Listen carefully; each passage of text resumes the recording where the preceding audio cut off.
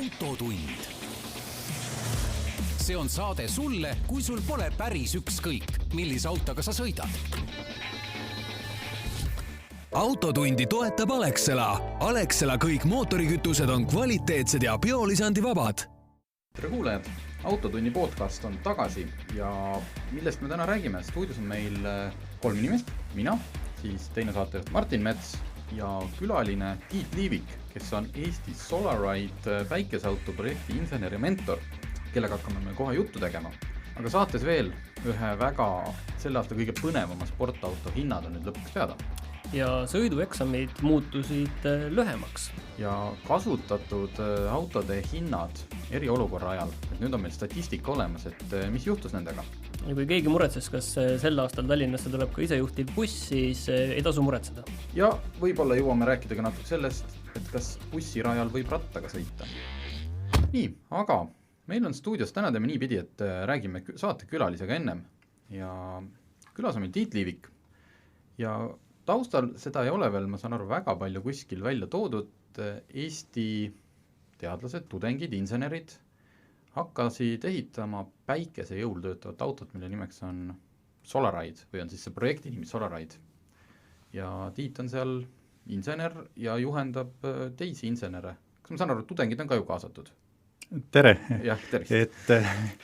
Et meil on seal nii-öelda mitmes kihis, et meil on nii-öelda vanad insenerid, kes on igasuguseid startup'e ja suuremaid projekte ja ettevõtteid varasemalt loonud ja vedanud, ja siis on meil seal ülikoolist õppejõudude tugi ja siis on meil tudengid ja siis on veel terve kari suurte ja edukate ettevõtete tippinsenere, kes on ka juhendajatena meil seal kaasatud, osad on nagu oma nime välja öelnud, mõni ei ole välja öelnud, mis iganes põhjustel, aga nad on nagu nii-öelda väga hea nõuga meil alati seal abiks ja nende poole me saame neile pöörduda ja siis on meil iga mingi nädala paari tagant on koosolekud, kus me arutame erinevaid probleeme. Aga miks te üldse seda teete ja kuhu te tahate sellega jõuda? Mis on selle kõige eesmärk? Ütleme nii, et see valu pool on see, et Eesti on transpordisektoris peaaegu et viimane Euroopas taastuvenergia allikate kasutamise osas. Ehk siis meil on nagu päris pikk tee selles valdkonnas minna. Ja seda saab teha ainult sellisel juhul, kui inimesed tulevad nii-öelda lõpuks kaasa selle ideega, et me peaksime nagu midagi muutma. Et ühest küljest on see nagu teadustus ja reklaamitöö inimestele, et vaadake nüüd, et kus me oleme ja kuhu me äkki tahaksime saada, et kas on see tulevik, mida me nagu ihaleme. Aga kui sealt korra vahele põikena tõtta, aga mis asja Eestis üldse kasutatakse taastuvenergiat, et need bussid on meil siin gaasi peal on ju, aga see ei lähe kirja.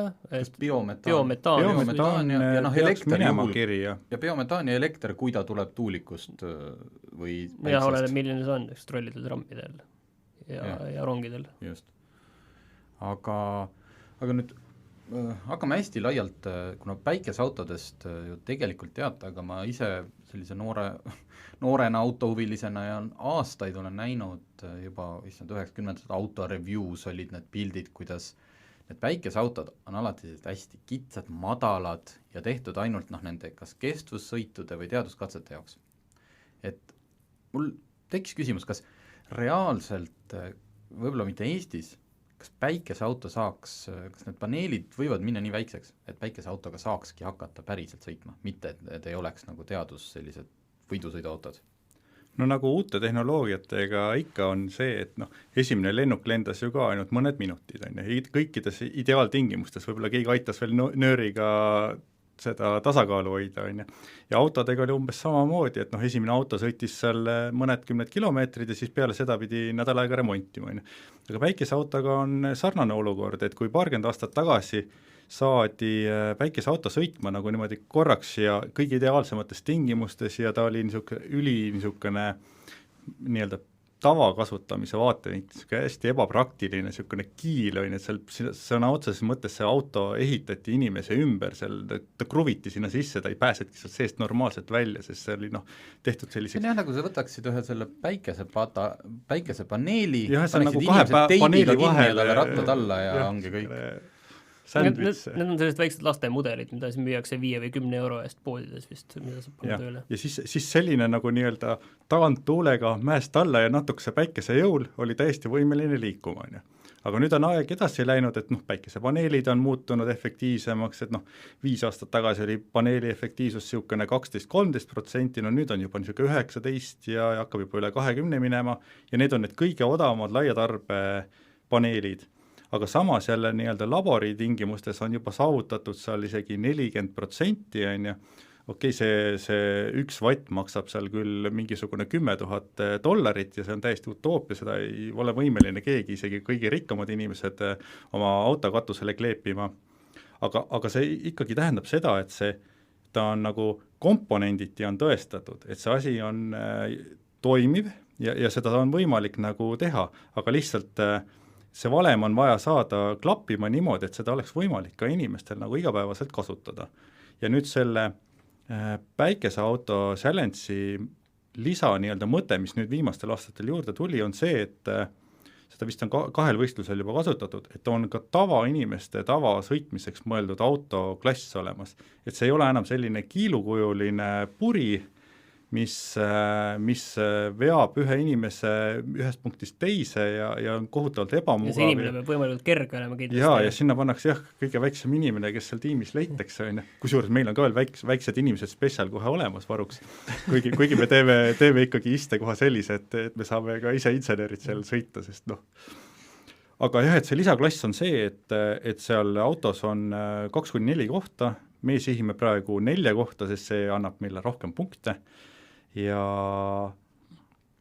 seal on täiesti normaalsed istmed sees, seal on aknad, seal saad külje peale vaadata, ette vaadata ja ta peab vastama üsna paljudele tavaautode nõuetel juba, et turvalisuse eest peab olema hoolitsetud ja turvavööd normaalsed ja isteasend peab normaalne olema ja vaateväli peab normaalne olema ja kõik siuksed pisikesed nüansid lähevad seal juba käiku, et mida nagu 10 aastat tagasi päikeseautodel nagu üldse ei arvestatud. Aga räägi sellest võistlusest natuke lähemalt, et kus see toimub ja ma juba sain aru, et kuna antakse punkte, siis see, kes kõige kiirem on, kõige esimesena finišisse jõuab, see vist ei võida? Või kuidas see käib?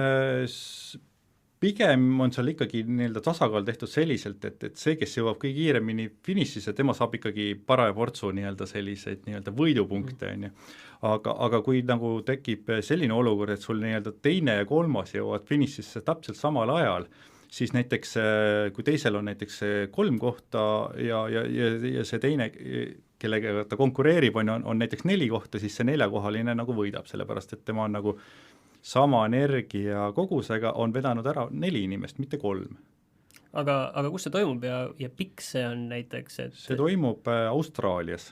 Et nii-öelda kui me räägime ideaaltingimustest, siis on valitud ka nii-öelda ideaalkoht maamuna peal, kus kohas on võimalik seda võistlust pidada, et näiteks ma ei tea, oktoobri lõpus siin Eestis ei saa sellise võistlusega nagu kuidagi hakkama, aga Austraalias on sellel hetkel hoopis kevad ja päike paistab soodsatest tingimustest ja ilm ei ole ka veel läinud nii tapvalt kuumaks, sest see suvel on nii kuum, et see juba võib ära küpseda. Sest see distants on väga pikk, see on 3000 kilomeetrit. Ja ainult päikese jõul siis? No põhimõtteliselt küll, jah. Seal on aku autol kaasas, akut võib mingitel väga piiratud tingimustel laadida, seal võib ka näiteks tekkida mingisuguseid olukordi, kus on näiteks nädal aega saab järjest vihma või ja on väga nagu pilvine, on ju.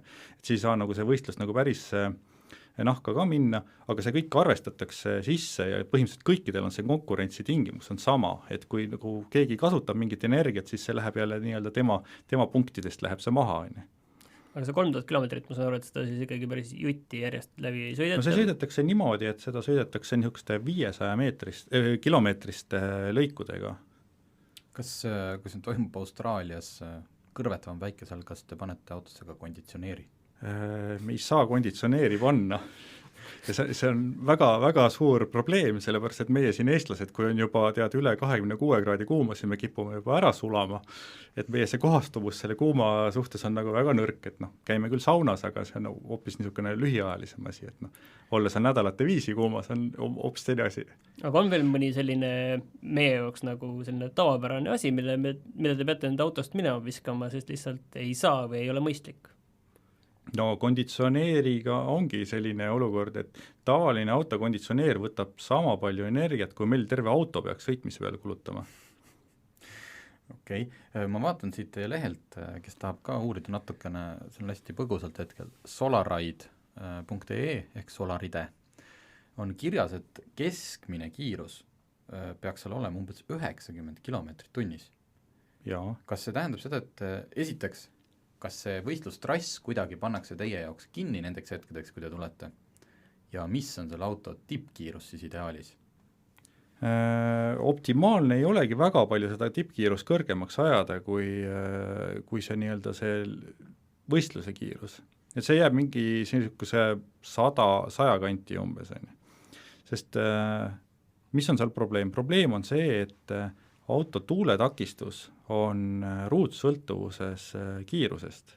Ehk siis, kui sõidad 2 korda kiiremini, kulub sul 4 korda rohkem energiat. Ja kui sa juba sõidad 90 asemel, sõidad 100-ga, siis see võib tähendada seda, et sul tuleb mingisugune pea ma ei tea, 20% või viiendik tuleb kohe nagu võimsust juurde, mida sul vaja läheb. Aga päikesest tuleb mingi konkreetne kogus, ehk siis me mingitel aegadel peame aeglasemalt sõitma, mingitel aegadel peame kiiremini sõitma. Kas see auto on selline päikesesõit, kas ta on tehnoloogiliselt, loomulikult kogu see päikesepatarei, aga mõtlen just kogu veermik ja see, et kas ta on hästi lihtne, et kas seal tuleb ka vahepeal teha mingit remonttöid, et sul on mingit sellist, nagu kui sa lihtsalt tavalise autoga läheksid kuskil seiklusmatkale, siis ta läheb kogu aeg katki. Aga milline on üks päikeseauto nagu oma ülesehituselt?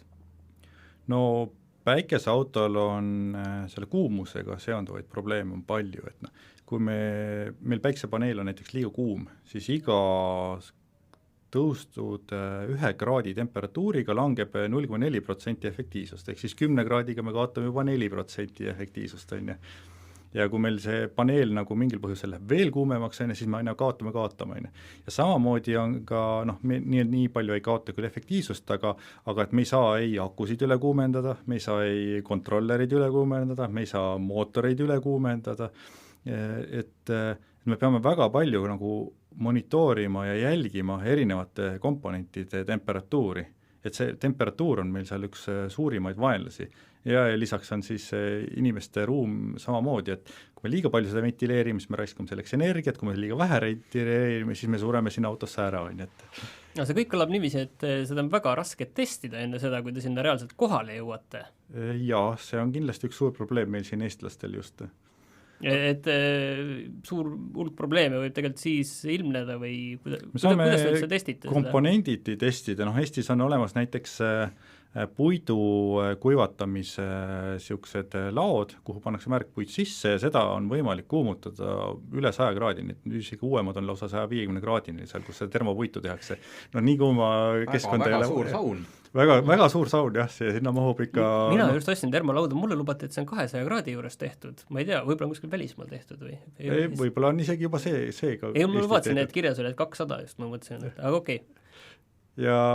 Ja ma arvan, et me leiame mingi kambri, kus me saame nagu nii-öelda mittesõitvat autot testida, aga samas jälle saada ka päikesekiirgus ja see kuumus nagu korraga nagu toimima, see on jälle omaette challenge, on ju. Räägid sellest päikesekiirgust, kas praegult, viimast päevad on tegelikult Eestis olnud päris ilus. Kas selle autoga siin hetkel, kas ta hakkaks liikuma, saaks sellega sõita juhul, kui ta oleks valmis, kas Eesti päike sellisel hetkel, kui ta paistab? Täna on Eesti päikese tingimused isegi paremad kui sellel hetkel, kui meil see võistlus toimub Austraalias. Ja seal ongi just see temperatuuri teema, et kuna siin on tegelikult suhteliselt jahe, täna on mingi kas 13 või 14 kraadi, siis tänu sellele me saame juba üle 10, võib-olla isegi 15% rohkem energiat kätte täpselt samast paneelist. Ja siis on veel üks trikk, et Eestis on kevaditi päikesekiirgus kõrgem kui see nivoo, mille tasandilt päikesepaneele sertifitseeritakse. ehk siis meil tuleb tegelikult 1,2 kilovatti taevast alla, aga paneelide peale on kirjutatud 1 kilovatise võimsusega ja seal Austraalias on ka umbes 1 kilovati, nii et isegi tänases tingimustes oleks see auto, ütleme, maksimaalselt võimeline kiiremini sõitma Eestis kui seal võistluse tingimustes. Vist alguses jäi natukene see lahti rääkimata, aga mis seisus teil reaalselt praegu see auto üldse on?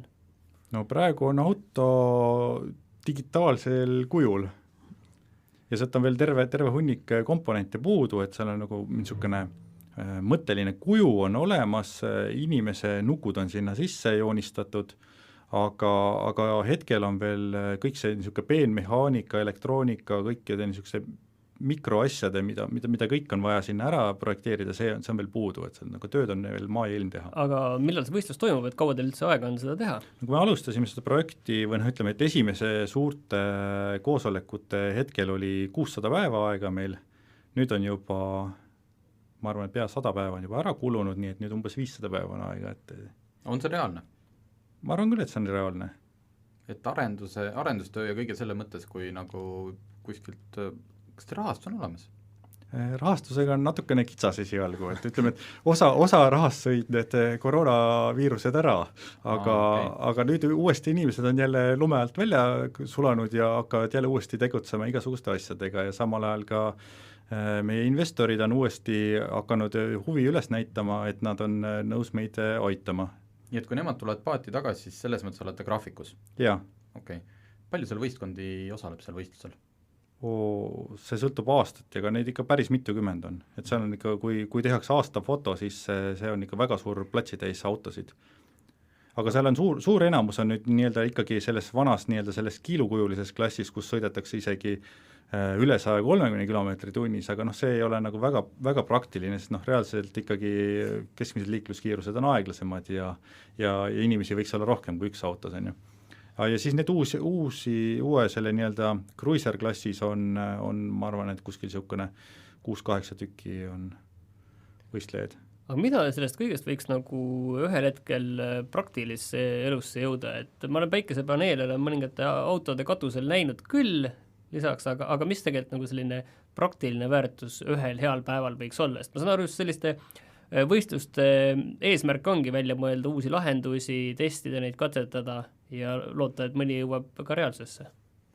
No alles siin eelmine projekt mul oli Starshipi robot ja enne seda me tegime NASA Marsi rooveri projekti ja väga palju tehnoloogiat, mis me sellel hetkel olime juba välja töötanud, ja siis mõtlesime, et nagu seda võiks kuidagi rakendada ja siis meie selle kaks põhiprojekti investorit, Jaanus Friis ja Ahti Heinlan, nemad otsustasid omavahel, et aga hakkame siis pakke tassima, sellepärast et see on üks halvimaid teenuseid, millega inimene üldse kokku puutub, et sul tuleb päeval kell 1 tuleb teade, et sul on pakk, on ju, aga sa oled tööl, on ju, järgmine päev tuleb jälle kell 1 päeval teade ja sa oled ikka jälle tööl, on ju, kallis ja ebamugav ja valel ajal, on ju, aga samas robot tuleb sulle ükskõik mis ajal, et tema ei küsi, kas on päev või öö. Annad robotile päikesepatarii ma just tahtsin jõuda sinna ka, et kas saaks neid veel rohkem autonoomsemaks teha, et neid roboteid või pole sellel tegelikult reaalset väärtust, kui nad peavad käima niikuinii endale neid pakke peale võtmas kuskil seal oma ema laeva peal, et me arvutasime selle välja, et kui me paneme paneeli roboti katusele, siis ta on päris tihti on asulates on majavarjus ja otsest päikest ei saa. Aga kui me paneme päikesepaneeli katusele selle meie niisugusele vahehaabile, mida meil praegu nüüd väga palju ei ole küll edasi arendanud, aga ta on nii-öelda sellise mõttena on ta ja projektina on ta ikkagi täiesti elus ja hea idee, umbes see, et päeval toovad kullerid oma pakid sinna kokku ja õhtul, kui koju lähed, siis veetakse need laiali. Ja sellel, kui sinna konteineri katusele panna päikesepaneelid, siis me saaksimegi kõik sõidud teha päikeseenergiaga. Taastuvast energiast rääkides, sinu puhtalt hetke arvamus, et mis näiteks 20 aasta pärast on peamine transpordikütus meil? Tavaline eratransport, räägime siis näiteks sellest, millega meie autod liiguvad? No kui me nüüd siin koroona oli mõnes mõttes väga niisugune huvitav moment, et noh, kuidas sa mõõdad nagu erinevaid asju, kui sul puudub nagu see referentspunkt, on ju. Ja kui praegu tekkis olukord, kus näiteks noh, ütleme peaaegu kuu aega väga paljud riigid lihtsalt seisid ja 2 kuud oli niisugune noh, aeglane ja siis nagu tekkis see moment, et ahaa, et näe, siit on võimalik näiteks vastasmaja näha või siin on mingid mägesid võimalik näha ja selline meeletu sudu hajus sellel hetkel ära ja siis, aga samas noh, ikkagi paljud tehased jätkasid tööd, on ja siis me ei saa nagu öelda seda, et nüüd see enamus tahma tuleb mingitest tahmavatest tehastest, noh seal on juba need lenduvate osakeste püüdurid sisse ehitatud ja asjad, aga autondus on just see, mis nagu reostab ja siis ongi küsimus inimestele see, et kas see sudu on nagu normaalne, et kas me tahame sellises keskkonnas elada. Et ütleme nii, et täna Eestis küll enamus elektrist tuleb sellest põlevkivist, on ju, aga ühte nii-öelda energiaallikat on ikkagi võimalik lihtsamini puhastada ja efektiivsemaks teha kui seda, et nüüd üritada seda pisikest ühte konkreetset automootorit nagu filtreerida, puhastada, panna sinna meeletus koguses igast tehnoloogiat külge, aga päeva lõpuks on ta ikkagi noh, väga suur saasteallikas. Et ma arvan, et 20, ma väga loodan, et 20 aasta pärast me saame juba nii palju, et meil on vähemalt 2/3 on elektrilised. Ja kindlasti jäävad sellised petrolheidid alles, kes tahavad sõita niisuguste V8 ja V12-tega juba paljalt selle mõnusa heli ja mürina pärast ja Harley Davidsonid jäävad ikkagi plärtsutama ka oma V2-dega, aga noh, põhisõitude tegemiseks ei ole ju seda vaja. Pigem on see, et noh, ma sõidan ise ka palju mootoritega ringi ja mul on 1-silindrine endurokas ja see ikka isegi väga rahulikult sõites teeb ikka päris koledat häält, et kui ma siin linnas koju tulen, siis ma võtan juba kaugelt käigu välja ja suretan välja, sõidan viimase vaba hooga koju, et majanaabrid mitte öösel kell 11 üles ajada. Ma teeks veel, kui te saate selle, ütleme nüüd komponendid kätte, auto enam kokku, kas see liigub kohe kuskil mujal testima või midagi kui see, kas me saame seda näiteks järgmine suvi veel enne võistlusele minekut Eesti teedel näha? Puhtalt kas testimise, promo, millegi eesmärgil või ta läheb varsti juba kuskile mujale? Eesti teedega on see lugu, et me hetkel veel ei tea, et kas on mingid tingimused, millele vastates meil on võimalik saada tee peale. See on umbes sarnane olukord, kui meil oli Starshipis, et meil on vaja robotitega liigelda tänava peal, aga samas need nõuded, millele me teoreetiliselt võiksime vastata, on nii arulagedad, et umbes nagu, et meil peaks olema mingi 40 centimeetrit diagonaaliga esituled, on, aga robot on meil üldse 55 senti lai, on. Et selle väikeseautoga on samamoodi, et meil on nagu nõuded, mis nagu kehtivad praeguste nii-öelda selliste dinosaurus-autode kohta, mis on niisugune 2-tonnised kolakad ja rohmakad, et kuidas me päikeseauto sinna raamidesse surume, et kui meil õnnestuks nii-öelda saada kas või mingisugune lühikene nõusolek, et me saame seda mingisuguses piiratud keskkonnas teha, siis see oleks väga hea. No kindlasti me plaanime seda erinevatel ringradadel Eestis teha, aga samas niisugust pikka sirget sõitmist on meil ka ikkagi vaja, sest meil on just vaja need energiarežiimid nagu väga heaks reguleerida enne kui me siin Austraalias üldse minema hakkame. Ma arvan, et see on vist ka väga õige inimene, kelle käest praegu küsida seda, et kui juba elektriautode kohta küsiti, et siis kuidas on isejuhtivate autodega, et siin ma olen ikka kuulnud väga erinevaid seisukohti, kes räägib, et siin on 5 aasta pärast see praktiliselt olemas, Elon Musk siis, jah? Ja teised ütlevad, et enne 2050 päriselt isejuhtivad tegelikult ei tule, et see on mõeldamatu. Kas Google ei olnud mitte juba 18 aastat seda arendanud ja sinna 10 miljardeid dollareid matnud ja see ei ole ikka veel valmis. Samas näiteks New Yorgis JFK lennujaamas töötab täiesti autonoomne tramm juba, ma ei tea, äkki võib-olla 10 aastat, sõidab ise, teeb uksi lahti, inimesed saavad sisse välja ja ongi probleem lahendatud. Et kas isesõitev asi peab olema üldse nii keeruline, võimalik, et ongi eraldi radadega trammid ja ei olegi vaja mingisugust keerulist monstrumit, sest ma näen, et lisaks sellele, et see isesõitev auto arendatakse, aga siis sa peaksid ka sisuliselt kogu elanikkonna välja vahetama, kes oleks nii-öelda ühilduv selle isesõitvate asjadega, et neid 2 asja omavahel kokku panna on, ma arvan, päris keeruline.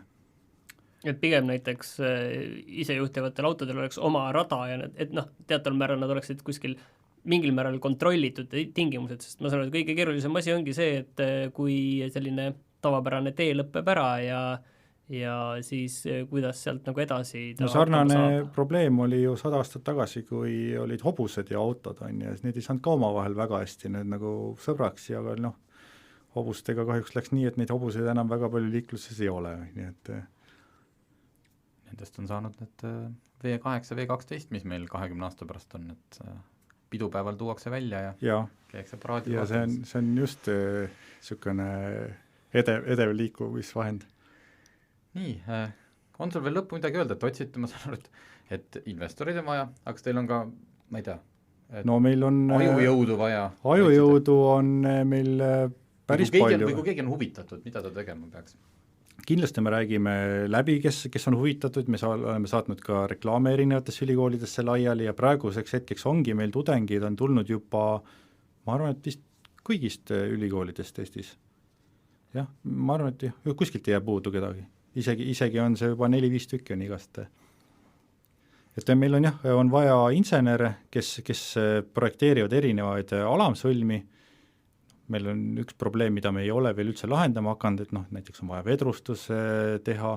Vedrustusega on ka see, et kui tavalisel autol on arvestatud sellega, et sa saad maksimaalse kurvi kiiruse saavutada ja siis on geomeetria tehtud selle järgi, aga me peame lahendama hoopis teisest vaatevinklist, et maksimaalse kurvi kiiruse saad siis, kui sul jälle veeretakistusest tekitad, teed niisugusi järeleandmisi, aga me ei saa jälle veeretakistuses järeleandmisi teha, sest meil raiskaksime energiat, et seal tuleb niisugune hea vahepunkt ja tasakaalupunkt leida. Viimase asja küsin, kui palju see auto kaaluma hakkaks? Siin läks juba tehniliseks ära, et ideaalis selle auto kaal on? No me sihime tühja auto kaalu sinna kuskil 300-400 kilo kanti. Et sealt tulebki see sama probleem, et kas me saame nüüd tänavate peale, et ütleme, et kui meie võtame oma 350 kilose auto ja sõidame selle 2 tonnise tankiga kokku, siis nagu meil ei ole erilisi šansse, et ehk siis see tulevik, ma loodan, et kui 20 aasta pärast sõidavad autod elektriliselt, et siis need autod on ka palju väiksemad ja kergemad, et ei ole vaja ühe inimese vedamiseks seda 2 tonni rauda vedada. Selge, aga ma arvan, et soovime jõudu, kes tahab uurige solarite.ee ja me Martiniga hakkame uudiseid rääkima. Aitäh! Uudised. Seekord saate teises pooles, aga enne uudiseid räägime ikkagi, mis meie nädalas juhtus, sest et minu nädalas juhtus väga palju, ma tahan sellest hirmsasti rääkida, aga Martinil lasen ma ennem. Mida sina möödunud nädalast kaasa võtsid? Ma võtsin kaasa selle, et nafta hind maailmaturul tõusis ja siis selle peale tõusis natukene 3 senti ka kütuse hind õige pea Eesti tanklakettides ja siis selle peale üks tanklakett langetas kütuse hinda ja langetas kõvasti. Ehk siis terminal on see, kus nüüd kütuse hind vähemalt sel hetkel praegu, kui me seda saadet teeme, on 1,069 eurot. Ja diisel oli 0,879. Suhteliselt uskumatu 0,8 algav kütuse hind. Suhteliselt uskumatu. Et saame näha, et kaua see pidu kestab.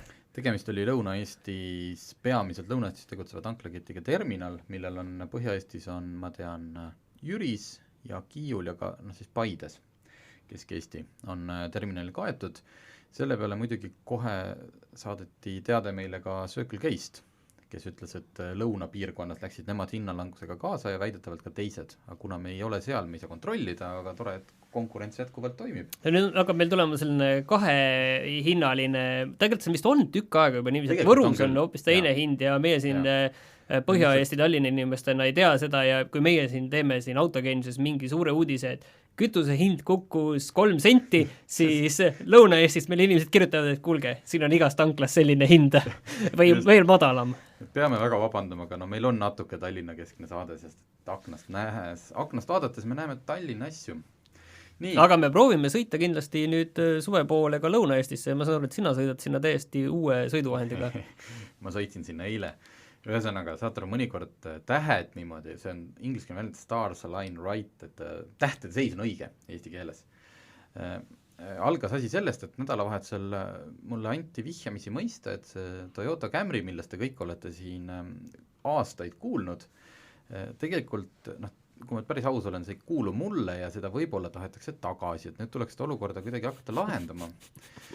Ja selle peale, saad aru, ma ei tee nalja, saatis esmaspäeva hommikul sõber autoajakirjanik mulle lingi, nagu me ikka vahendame üksteisele ühe kuulutusele, kus müüdi ühte V6 Busso mootoriga, kes teavad, see teab, Alfa Romeo 156, mis on peaaegu sama kallis auto kui minu Toyota Camry, tegelikult isegi odavam. Ja ma sain aru, et nüüd on see hetk käes. Helistasin, leppisin kokku ja juba õhtul sõitsin, ma karksin uiasse Tallinnast.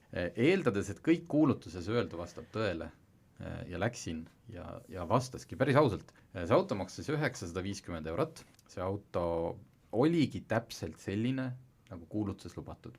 Isegi võib olla natuke parem, et me kohale minnes ei pidanud, ei avastanud ees mingi nõgestesse kasvanud sellist, kus juba ma ei tea, Kobras on sisse pesa teinud ronti, vaid täiesti äge ja sõitev Alfa Romeo. Ma olen nüüd Alfa Romeo omanik. Nii, 1000 € maksab, et 950. No okei, aga mis seal see kõige suurem probleem on, mida sa praegu näed? Kere.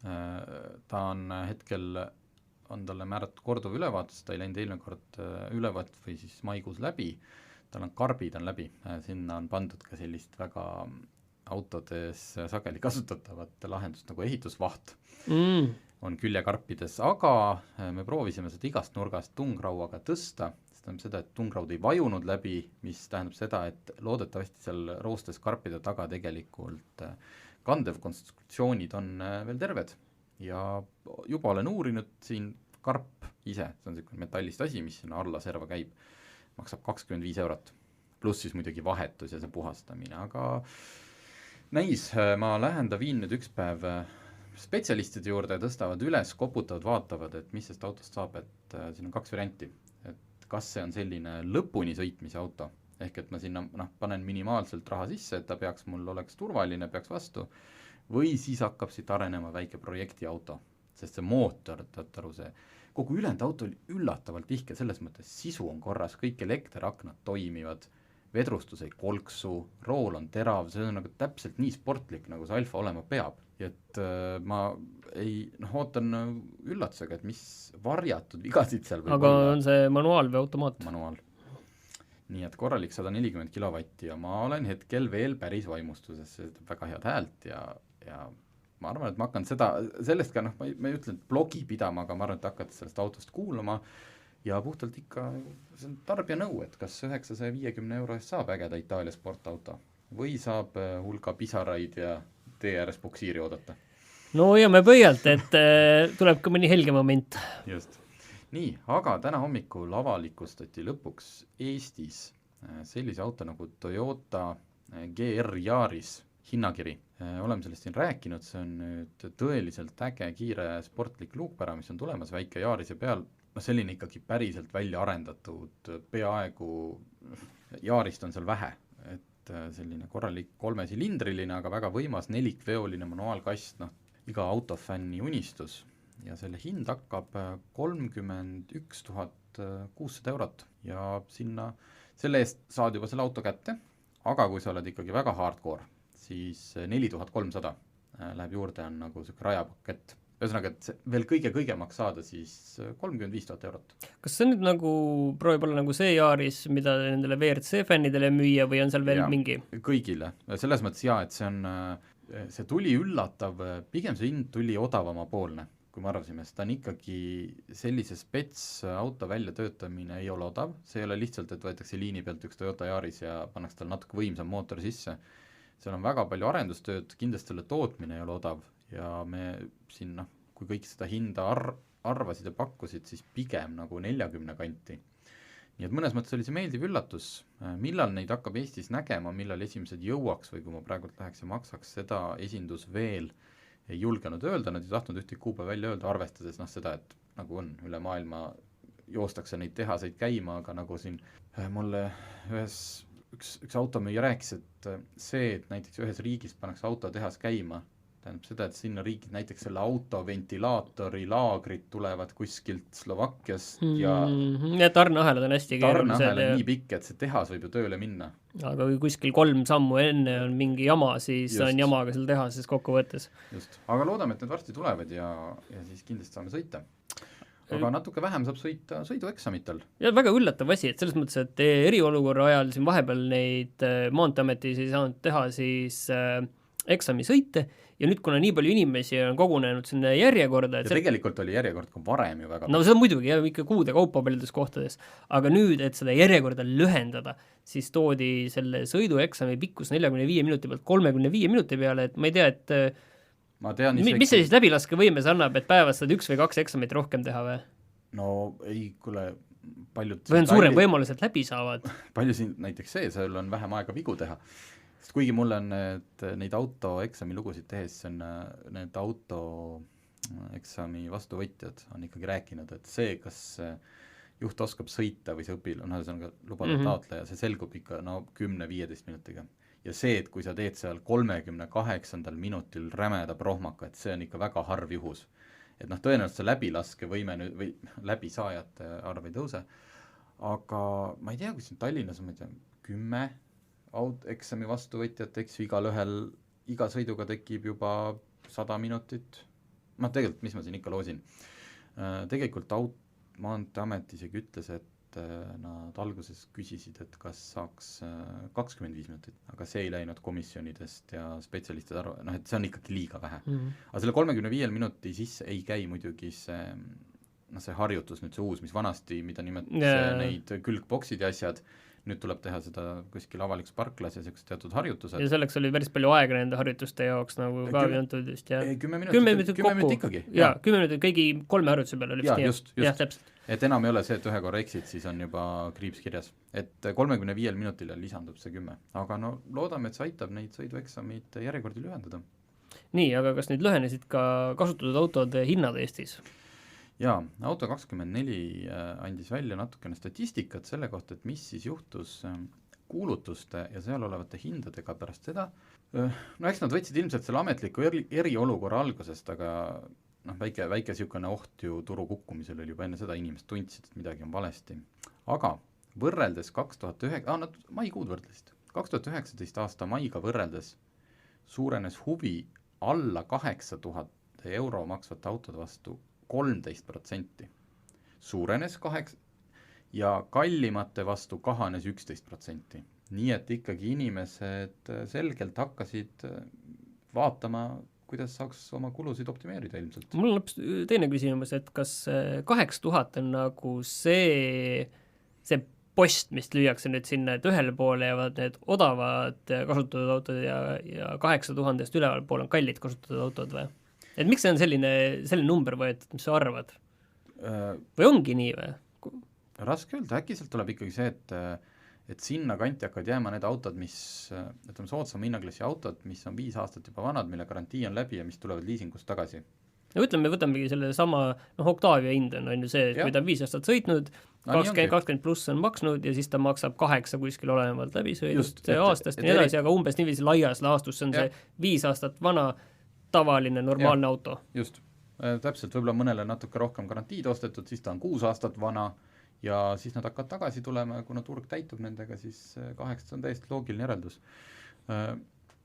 Selle aasta 4 esimese kuu keskmine sõiduauto hind Auto24 oli 10 300 eurot ja mediaanhind ehk siis pooled sellest hinnast on kõrgemad, pooled madalamad on 6550 eurot.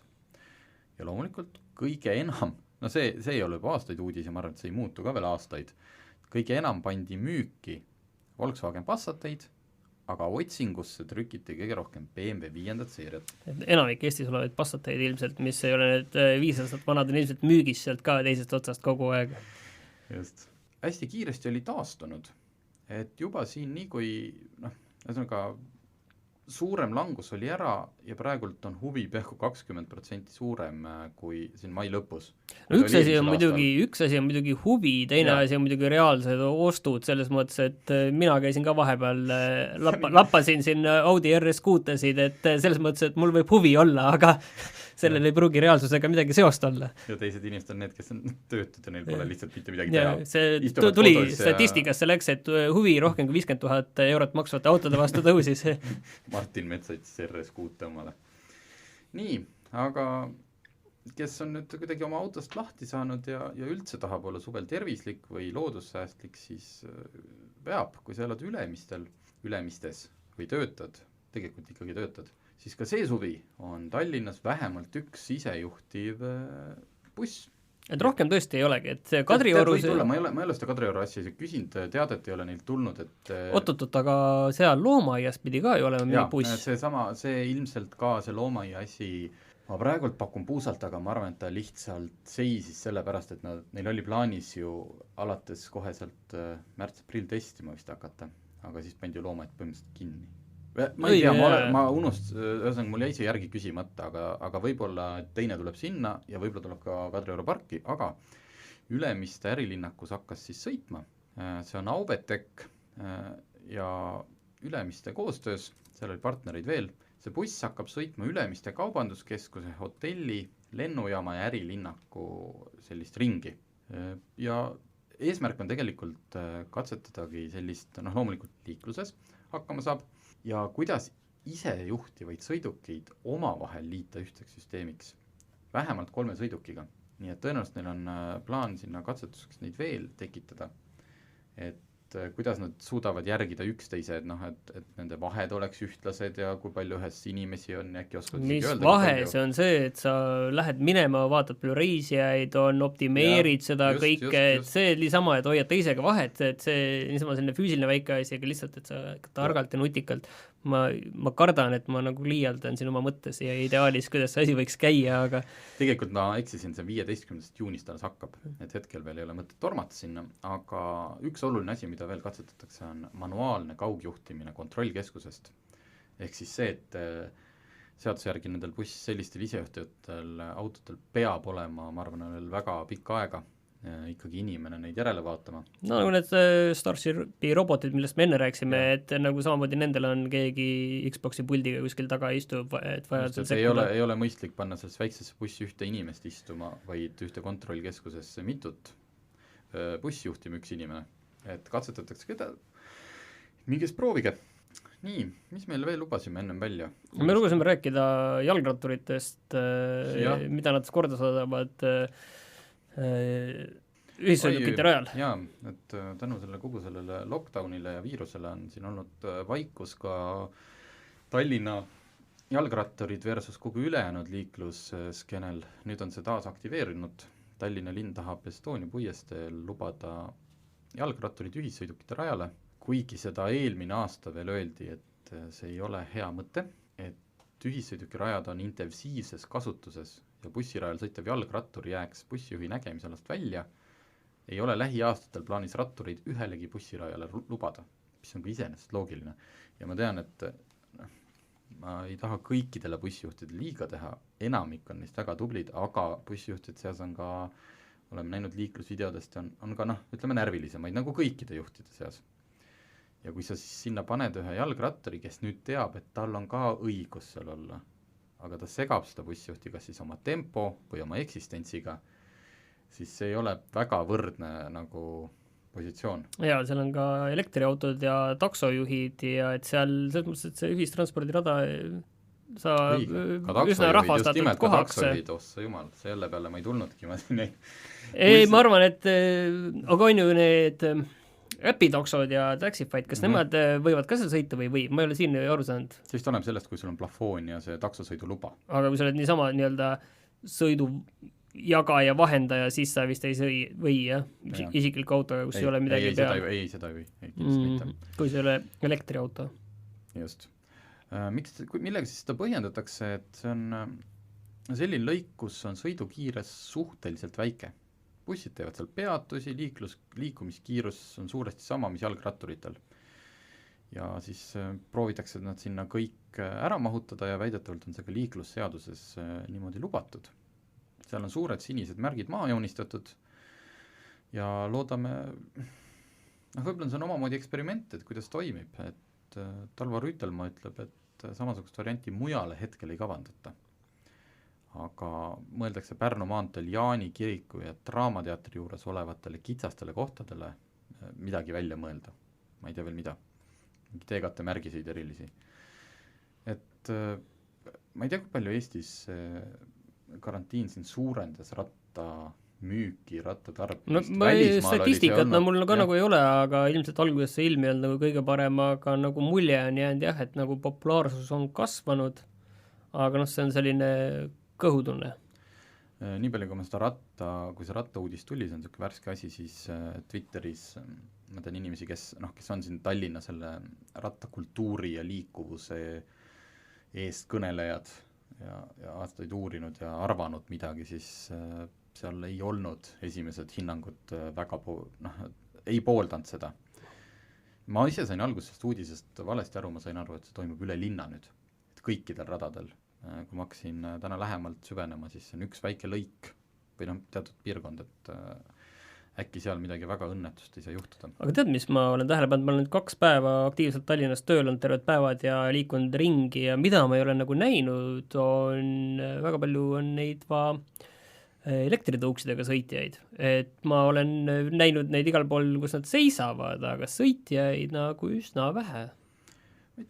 Inimesed natuke on ju ikkagi veel kodukontorit, paljud ettevõtted on ju öelnud, et tulegi kunagi kodukontorist välja.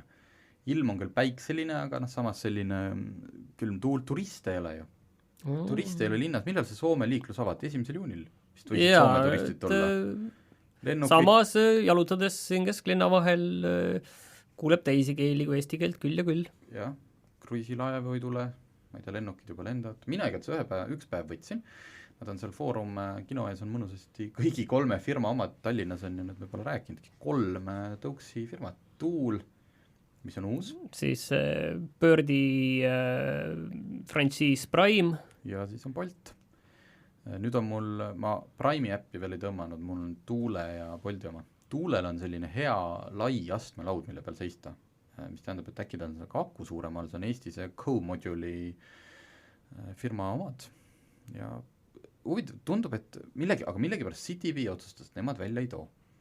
No võib-olla nad avasid seda, et neid turiste ei ole, et see ei ole nagu äriliselt nagu ilmselt kõige kasumlikum asi. Ja neil on vaja seda autofliit ju üleval hoida.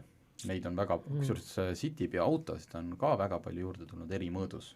Sellele juhiti väga head tähelepanu kuskil Facebookis, et selle CityV autoga on põhimõtteliselt odavam sõita kui oleks see sama CityV või ükskõik Boldi või siis selle Tuule tõukerattaga, et kui sa oled juba 2, siis sa saad autoga odavamini linna teise otsa kui selle tõuksiga. Just, aga autot sa pead parkima ja autot ei lubata mitte kuhugi ja tõuksiga sõidad sa treppi igale poole. Ja tõuksiga jääd auto alla. Selge, sellistel helgetel toonidel tänaseks lõpetame ja kohtumiseni. Autotundi toetab Alexela. Alexela kõik mootorikütused on kvaliteetsed ja biolisandivabad.